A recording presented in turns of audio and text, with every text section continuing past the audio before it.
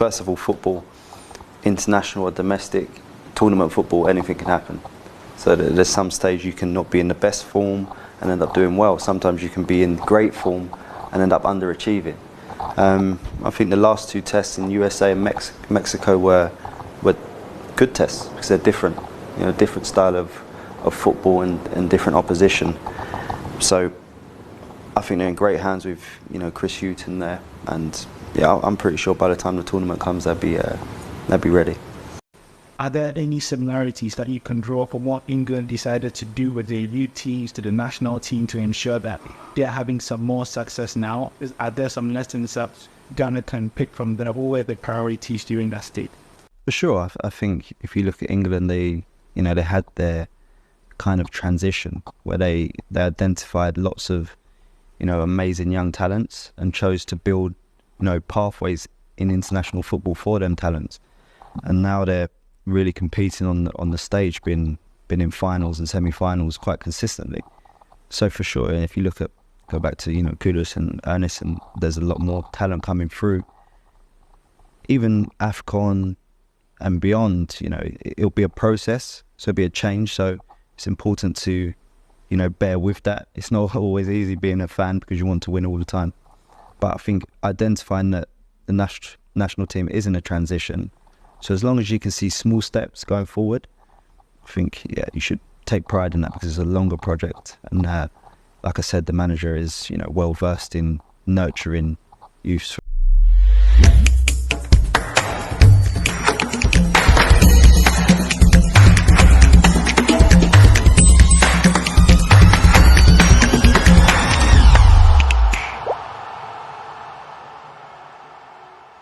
Hello guys, welcome back to Sports Corner GH. My name is Adam. So guys, in today's video, we are going to talk about the star boy, Mohammed Kudus, the star boy of Ghana and also for West Ham. Now, the agent of Mohammed Kudus, Jennifer, has revealed secrets as to the reason why Mohammed Kudus was not able to sign for Chelsea, but rather signed for West Ham. We are going to talk about what she said in that interview live here on Sports Corner GH. We're also going to talk about Thomas Partey. Yes, this weekend, Arsenal versus Chelsea. And we are going to talk about what Arsenal fans are saying about Thomas Partey to Arteta. We are going to talk about it live here on Sports Corner GH. We're also going to talk about Inaki Williams and also some reports concerning the Blackstars live here on Sports Corner GH. So guys, if you have not subscribed yet, please make sure to subscribe. If you have already subscribed to, thank you very much and may God richly bless you. In October, our giveaway is still ongoing. Comment under this video and any other video we drop here on Sports Corner GH and stand the chance of winning yourself a free jersey of your choice. Very, very simple. Please make sure to participate. So guys, quickly, let's jump into it and start with Mohammed Kudus. Now, Mohammed Kudus during the transfer window was a person of interest for a lot of clubs. Looking at the fine season he had with Ajax and also the fine time he had at the World Cup with the Blackstars, there were a lot of teams interested in him. At a point, Barcelona, Real Madrid, Liverpool, Arsenal, Chelsea were all interested in signing Mohammed Kudus, but Mohammed Kudus ended up signing for West Ham. Now, the agent of Mohammed Kudus, Jennifer, has come out to reveal the reason why Mohammed Kudus was not able to go to Chelsea. Now, what she's saying is that most Ghanaians wanted Mohammed Kudus to go to Chelsea. In fact, there was an approach, there was a bid, but Chelsea did something that amazed them. And this is what she said, and I'm going to read it out so that everybody's going to understand what she said.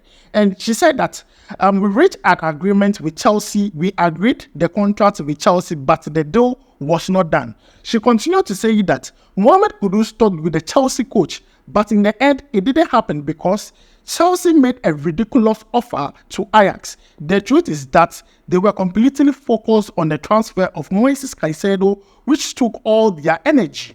Then finally, she added that there was no counter offer. Chelsea did this with a lot of players during the summer transfer window, making very low offers to clubs, knowing that they would not accept it.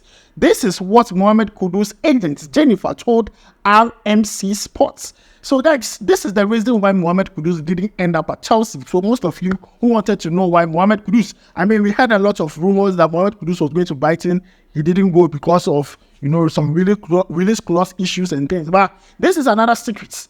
The reason why Mohammed Kudus didn't go to Chelsea, from what she's saying, that means Chelsea made an offer to, Ajax, and the money wasn't what Ajax were looking for. Let's not forget, during the summer transfer window, Ajax were not taking anything less than the price they placed on Mohammed Kudus, which was within the region of 30 to 35 million pounds. They were not taking anything less. So I wasn't surprised they didn't even mind Chelsea. But the fact that Chelsea didn't go back to make another offer or another bid for Mohammed Kudus showed that their minds were somewhere else. And from what the agent is saying, they did it to a lot of players and also a lot of clubs. Because if you see how Chelsea signed players, they signed them based on amortization. As in, if the player is 60 million, they make sure they pay over a period of time. That is why most of them, they sign the player for a long period, 8 years, 7 years, because they have to get that and pay amortizedly over a period of time. So guys, this is the latest concerning Mohammed Kudus.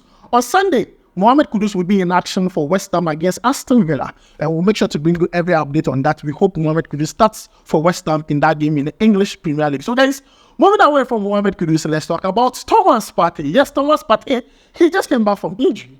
And Arsenal played a game against Man City. He saw some few minutes, close to like 15 minutes. He was very impactful in the goal Arsenal scored in that game, getting some few minutes. So Arsenal sent him back to the Blackstars squad to get a lot of match sharpness. Now, there is a difference between match fitness and also match sharpness. Now, if you come back from injury, you are not that on form like the way you used to. So you need to play some few games, not for so long, but then introduce you in games small, so that your match sharpness would come back. That was what Chris Hughton was doing with Thomas Partey. So he was only playing 45 minutes with the Blackstars when he came to Ghana here. Now, Arsenal fans are asking Mikel Arteta, the coach of Arsenal, to start Thomas Partey in the game they're going to play on Saturday against Chelsea. Arsenal versus Chelsea. Arsenal on a very good run, winning games here and there. But Chelsea are also picking up some good form here and there. So this is going to be a very tight contest between two good teams in the English Premier League. And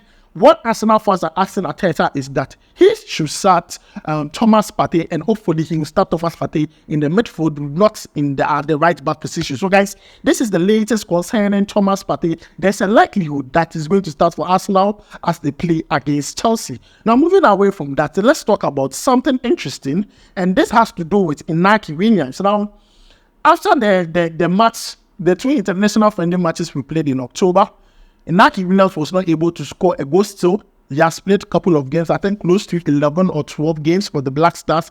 He's yet to score a goal, even shot on targets. And then, Happy FM, yet in Ghana, interviewed a former Ghana international, and this is what he said about Inaki Williams, and I find it very ridiculous. And this is what he said. The Ghanaian international is called Yao Amankwa.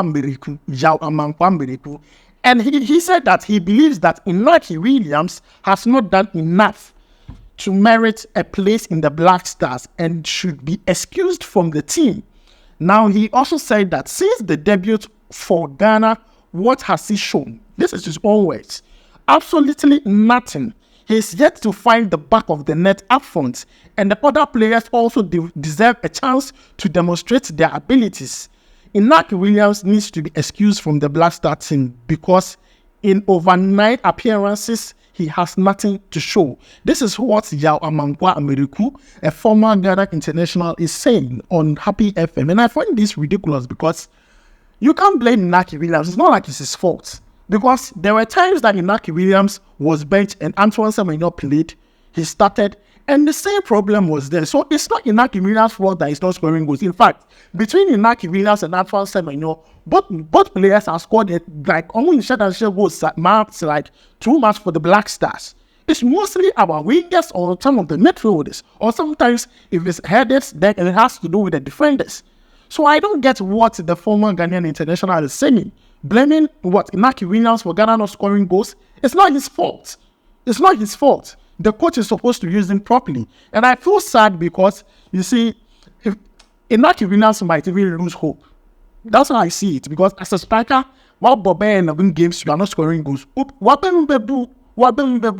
if people start like this, talking on public platforms like this, and gets into people's ears, then that's a very big problem, because now you are creating a narrative that Inaki Williams should be benched, Inaki Williams should be distributed. That now Inaki Williams will go back to his club side and be scoring goals, giving assists. Now whose fault is it? Whose fault is it? Because he's giving it his all, but what's the name back? And I find this very ridiculous. Let me know your thoughts about the statements down below in the comment section. Now, let's move on to the last topic. The last topic has to do with a renowned sports journalist that, I look up to very much. Her name is Juliet Bewa, and she wrote a letter to the Blackstars team and also to Kudus, and I find it very, touching that a journalist is able to say this, because not all journalists are looking into bashing the coach here and there, but she has actually pointed out what is wrong with the Blackstars and what should be done. And I believe that we need to talk about it. So I'm going to read what she wrote on Twitter out. And this is what she said. She says that playing for the Blackstars should be a thing of pride and prestige. Time and again, we see bad performance of some of the people done in honor of being handed the national team jersey. It was painful watching the USA game, and we need to have serious conversation around our true intent for the AFCON, which is in a few months. She also added that the Blackstars unite Ghanaians. It is a place in our national physique, so it is important that it can be handled anyhow. And I agree with her. You can handle the Blackstars anyhow. And this is that does not go to only the players. It goes to the coaches, the technical team, the TFA. You don't handle the Blackstars anyhow because the heart of Ghanaians are there. And finally, she wrote that the USA game has exposed us in many ways. There is more work to be done. A commitment test is needed all over again for those involved. You are either prepared to give it your all or call it a day. Fantastical, simple.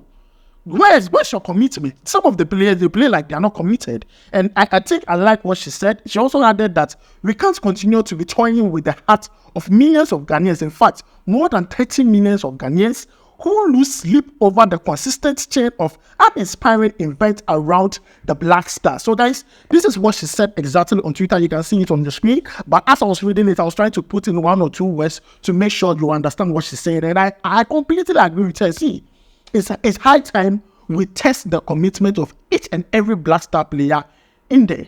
Because it looks as if when they go to their club side, they're doing well. When they come here, they're not doing well. And people are blaming the coach, yes. But it looks like some of the players, they want to play for their club side more than they want to play for the Blackstars. And it's not nice. So guys, this is what Juliet Bewa is saying, and I believe this is the right thing. These are some of the things that should be coming out from Ghanaians, from Ghanaians, not bashing the players, blaming this, blaming that, remove this player. No. You need to look at the problem and tackle the problem, because you have AFCON to play. What is the plan?